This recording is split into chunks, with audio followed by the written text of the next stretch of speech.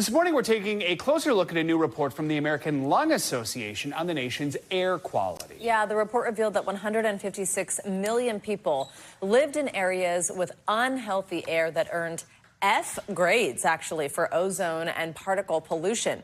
It also shows just how much the effects of climate change, things like heat, drought, wildfire smoke, impact air in the U.S. Katherine Pruitt is the Senior Director of Nationwide Clean Air Policy at the American Lung Association. She's also the lead author on this report and joins us now with more. Katherine, thanks for your time. I mean, this is sounding the alarm. Nearly half of Americans are living with unhealthy air right now. Just walk us, first of all, through how you determine an air quality grade. Sure. Good morning. In State of the Air, we assign grades to counties and ranks to cities. We grade the counties using the EPA's Air Quality Index as our markers. So for every bad air day that's recorded on an air quality monitor in a county, we assign a grade. And if it's and the more severe the air pollution event that day, the higher the score that it gets. And we add up all those scores and assign grades based on the score. So F obviously are the places that get the worst, have the worst air. Cities, we do a little bit differently. We look at all of the counties in a city, in what we call a city, which is a metro area with multiple counties. And we pick the county that has the highest score, and we assign that to the city and rank those from number one worst to cleanest.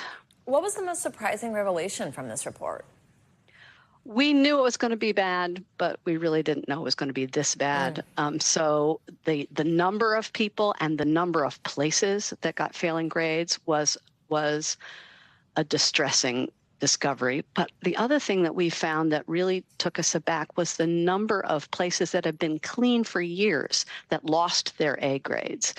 Some even went from A's, they'd had A's for years, down to F's. Wow. That is a dramatic change right there. And if you can, talk about what some of those cities are, but also, I mean, just climate change clearly is the factor here. The report points to that. We've got extreme heat, drought, wildfire smoke, all major drivers of this decline in air quality. We're seeing evidence of that right now with these fires on the East Coast. Talk about the connection between these events and just the air that we're breathing every day.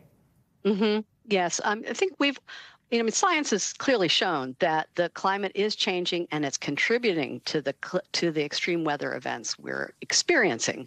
So we have more extreme heat, and extreme heat and hot sunny days make it easier for ozone to form. And ozone is a very dangerous respiratory irritant that that sends kids to the hospital with asthma attacks. And of course, there are the wildfires, the drought and the heat that really started in the West, increasing in the West a couple of years ago, causing wildfires and causing particle pollution, which is a deadly pollutant. And now we're seeing that drought and those wildfires spread to more parts of the country. And Katherine, can you tell us some of those places, like Joe mentioned, that went from A to F, and what people who live in a city with this tough air quality should know, should keep in mind? Well, I can't name specific places, but there was a lot of changes throughout the central states in the United States, places that you really would consider clean, like the rural areas of Indiana, Illinois, Iowa, have had some very extreme worsening of their air quality this year, as well as some places in the Southeast that have been clean and are not so much now. Everyone needs to know, the most important thing for people to do is to monitor the air that they're breathing using Air Now or the app on their phone to check the air quality index. And if the air quality is bad that day, to take steps to protect themselves. Katherine Pruitt, thank you for your time this morning. Such an important topic. We appreciate it.